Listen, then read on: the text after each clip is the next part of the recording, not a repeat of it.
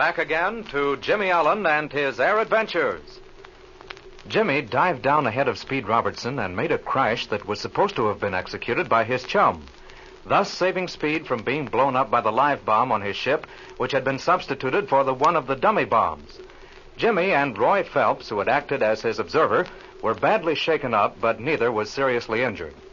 Meanwhile, Flash Lewis had gone to find Mike Mancuso, the mechanic who had confessed substituting the bomb to Jimmy. But Flash discovered that Mancuso had disappeared for parts unknown. It is now in the evening, 4 days later. Jimmy and Speed have finished dinner and are sitting in the pilot's quarters talking over the events of the past few days. Oh, I didn't use my head that time, Speed. What do you mean, Jim? As soon as Mancuso confessed having been responsible for switching those bombs, I should have called some of the other mechanics and had him held until the crash was over. I'm not so sure of that. You didn't have very much time. Didn't you say there was 6 minutes to 12 when he made that statement to you? Well, yes, it was. But at least I could have had Flash go after him and prevent his getting away until I came down again. Yeah, but I don't think Flash would have done that anyway. I was too anxious about what was going to happen to you and me. I doubt if a team of wild horses could have dragged him away from that field. I guess you're right there. Flash sure thinks a lot of you, Speed. He was almost beside himself all morning while you were getting ready for that crash. Yeah, I guess so. I think you're just about okay, too. Oh, that certainly makes me feel good. Say, Speed, do you think Ballou was back of Mancuso? Mancuso was doing the dirty work for Ballou. Now that he's gone, Ballou hadn't anyone to do his work for him. Oh, it's a darn shame, though.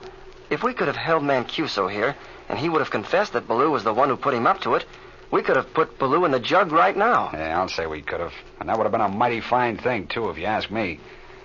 As it is, I'm afraid Pacific Studios are going to get their picture out ahead of us. They haven't had any of the delays that we've been plagued with. You know, I got to thinking about this strange business last night. It seemed to me it was rather strange that Ballou had been able to get this other job with Pacific Studios in such a short length of time. Why, just the day before he made you and Milliken that proposition about working together for the good of both pictures, remember he warned us not to take this job with Mammoth.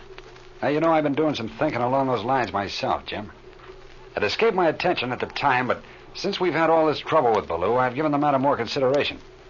If you remember correctly, Milliken said he had given the script of this story we're working on to Ballou when he was first considering hiring him. He wanted Ballou to look it over and give his opinion on the flying angles. And that's right. So Ballou knew just what the story was going to be before he got the job with Pacific. Yeah, that's correct. Now, what could have been easier than for him to go to Pacific, tell them exactly what the story was, and sell them on the idea of filming another one very close to it? Sure. And then, by preventing us from finishing before they did, Pacific could get their picture in the exhibitor's hands first. And that'd be just like Ballou. He's crafty and shrewd, and something like that would appeal to him anyway. I wonder if there isn't some way that we could prove that Ballou has done this. I doubt it very much, Jim. Stealing stories is called plagiarism, and I know this. Unless you have something extremely definite to go on, it's a tough thing to prove in court. However, there's another thing. It's worrying me very much. Well, what's that, Speed? It's Harry Phelps. Have you noticed him lately? Oh, yes, I have. He goes around looking as if he's just seen a ghost. And he jumps out of his shoes at any sudden noise. He can't go on much longer the way he is, Jim. He's under a terrible strain of some kind. If Ballou doesn't kill him, which he seems so afraid of, why, he'll kill himself. It's a miracle to me he hasn't cracked up before this, Speed. I've never seen such ragged flying in my life. Why, yesterday, when he came in to make a landing, after we got through with that bombing sequence, he had to shoot the field 5 times before he could get his P-47 on the ground. And even then, he bounced about 10 feet in the air. Boy, I was certain that landing gear was going to collapse. Yeah, I saw that. Anyway, those Thunderbolts are built like a brick wall, Jim. I guess Harry just happened to have one that was in a little better shape than the others. Yeah, but there's something else, too, Speed. His flying has become so bad lately that, well, all of the other pilots are afraid to fly near him in the air. I've heard several of the boys say that they absolutely refuse to fly formation with him. Yeah, I know it. Now, because of that very reason, I've always made him fly in the number 7 slot. Even then, the rest of the boys are watching him so much of the time they can't keep a good formation themselves. Maybe for his own good, you'd better ground him. Well, I'd like to do that, Jim. But in the first place, we're short of pilots, and for the second, I'd have to take him off the payroll if I grounded him. Yeah, that's right, too. Well, I heard Mr. Stewart say we'd completed more than half of the air scenes. Maybe Harry can get by until we're through. I sure hope he can. And what about Roy Phelps? You've seen more of him both on the ground and in the air than I have the last few days. How's he getting along? Oh, Roy's coming along fine, Speed. He's lost a lot of that nervousness he had in the beginning. If it wasn't for his father, he'd be just about as good as some of the other pilots we have. He's worrying about Harry all the time, huh? He sure is. And when he's in the air, his own flying gets sort of ragged because he's always got his eyes on his father. Do you think Roy will ever make a pilot? Oh, I'm sure he will, Speed. This mingling and flying with the other pilots is doing him a world of good. Hey, here he comes now. Oh, yeah. Hello there, Mr. Robertson. Hi, Jimmy. Hi, Roy. Hello. Well, if you boys will excuse me, I want to talk to Flash about those ships we're going to use tomorrow. Sure, go right ahead, Speed. I'll chew the fat with Roy here for a while. Well, see you later. Right. Why, Jim, there's something I wanted to ask you.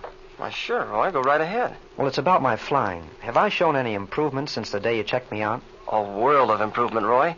I was just talking to Speed about that before you came up. Flying the different types of ships we have here, especially with these older, experienced pilots, is doing you a lot of good. Well, I'm mighty glad to hear you say that, Jim. You know, flying's going to be my profession, and I sure want to be a good pilot. Well, as far as I can see, there's only one thing wrong with your flying. And that's something I don't think you have any control over. What do you mean, Jim? And just this, Roy. You're worrying so much about your father that your own flying is often rather ragged. Yeah, Jim, I know. That's perfectly true. I try not to worry about it, but it gets the best of me. There's no use kidding myself, and I guess you and Mr. Robertson have noticed it, too. Dad's much worse now than when we first started. I sometimes am so worried about him that I don't know what to do. You know, Jim, lately Dad's been having the most terrible nightmares. I'll wake up suddenly, and there he'll be sitting in his bed, trying to make a forced landing with his plane, or trying to beat out the flames with his hands. Evidently he imagines his plane is caught on fire, and then at other times he seems to think that Baloo is after him, and he'll scream out, "Don't let him get me." Now, Roy, take it easy. Don't let this sort of thing get you down. I heard Mr. Stewart say today we were more than halfway through the picture. And if your dad can only hold out another week or so, I think we'll be all through. Oh, I hope so, Jim. As soon as the picture is over, I'm going to take Dad away somewhere where it's nice and quiet, where he can have a good rest. And it'll be somewhere 2,000 miles from where Baloo is. And that'd be a fine idea, Roy. But say, what are you going to do afterward? Well, I don't know, Jim. I'd like to get a flying job somewhere. I'll tell you what I'll do. I'll speak to Speed Robertson. Maybe he can do something for you with Grand National Airways. Oh, gee, that'd be swell, Jim. I'd give anything in the world to work under a man like Speed Robertson. He's a swell fella. He sure is. Oh, here he comes now. I'll speak to him about that right away. Well, boys, you know what? We'll have more ships available for flying tomorrow than we've ever had before. Good old Flash has practically rebuilt some of those ships that were so bad. Oh, gee, that's swell, Speed. For once, we'll have enough ships to fly. Well, I've got to be running along. See you in the morning. Good night. Good night, Roy. Good See you night. tomorrow. Roy was telling me his father's been having frightful nightmares. Yeah, I can well believe that, Jim. He sure looks like it. As soon as the picture's over, Roy's going to take his father away for a good long rest. Well, that sure won't do him any harm. Boy, his nerves are completely shot. I wonder if we couldn't do something for Roy, Speed. Do you think there'd be any chance of getting him a job with Grand National Airways? Out doing a little promoting. Well, kid, I'll see what I can do as soon as I get back to Kansas City. Do you think he'd make a good airline pilot? Yes, I think he would, Speed. Especially if he could work as a co-pilot for a while under someone like Pat Murphy or Bob Fisk. Anyway, he thinks you're a swell guy. Oh, he does, huh? Well, I'm not so sure that his judgment's good after all. Oh, yeah? Well, I think you're a swell guy, too. Now, both of us can't be wrong. Come on now, Jimmy. What are you trying to do? Get me all buttered up so that I'll set you up to an ice cream soda? No, nothing like that. Oh, look, Speed. Here comes Butch with the evening mail. Anything for us, Butch? Yeah, there's a letter for you, Jim, and one for Mr. Robertson, Oh, too. good. Give me mine. Swell. Say, mine's from Mom. Who's yours from, Speed? Well, I don't know, Jim. I sure don't recognize his handwriting. It's postmarked Chicago. Chicago? Well, what do you know about this? What? Well, this letter is from Mike Mancuso. Here, I'll read it. Mr. Speed Robertson. Please, Mr. Robertson, I cannot come back to work for you. I hope you did not get hurt from the bomb. If I should come back to California, I should get killed or put in jail. I cannot say anything else. Please, Mr. Robertson, forgive me. Mike Mancuso.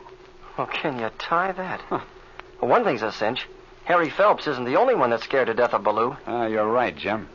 I'd sure give a lot to know what Baloo has on these men. So would I, Speed. Oh, look, here comes our director, Mr. Stewart.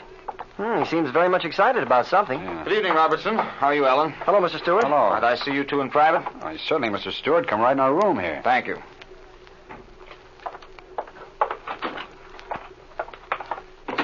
Gentlemen, a most grave situation has arisen. Mr. Mr. Milliken and I have been very much concerned about this aviation picture, as you know. Disquieting rumors have now come to us from certain trade sources concerning the picture Pacific Studios is making. We've been doing some quiet investigating and have discovered that the Pacific picture has a most astounding similarity to the one we are filming. Yeah? Well, you know, Jimmy and I were talking of this very subject tonight, Mr. Stewart. Isn't it true that Nails Ballou had the script of this story in his possession before Pacific Studios announced their intention of making an air picture? Why, yes, Robertson, he did. Perhaps the answer lies right there, Mr. Stewart. Well, gentlemen, we've definitely proved this to be a fact. Someone has stolen our story, but changed it sufficiently to be just outside the law. Now, would that be easy to do? For a clever writer, yes. Nails Ballou is the one that did it. I'm certain of it. And another thing. He's been doing everything in his power to delay us, while they've been going right ahead on their own picture just fine. You're absolutely right, Alan. I can see the whole thing now. Well, isn't there anything we can do about it, Mr. Stewart? Well, I don't know about that yet, but I can tell you this. If we don't get our picture on the market before the Pacific people do, we might as well quit. Right now. It looks as if the dishonest Ballou has outwitted Mammoth Studios. But what can be done about it?